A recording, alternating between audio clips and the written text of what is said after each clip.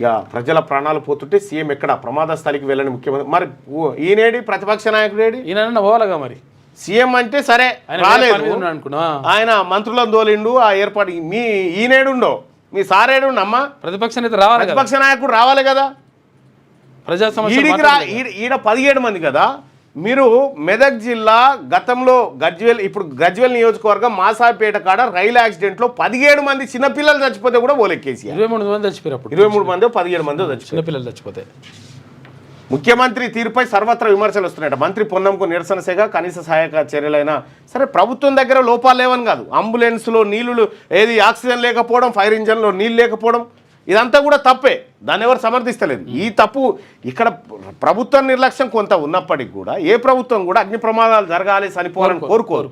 అయినప్పటికీ ప్రభుత్వం ముందస్తు చర్యలు తీసుకోవాల్సిందే. రెండో విషయం ఏంటంటే మనం ఈ వార్త రాసినప్పుడు గతంలో కేసీఆర్ గారు కొండగట్టు కాడ చచ్చిపోతే పోలే 60 మంది చచ్చిపోతే పోలే అప్పుడు ప్రభుత్వం ఈ పత్రికకు కేసీఆర్ నిర్లక్ష్యం కనిపించలే.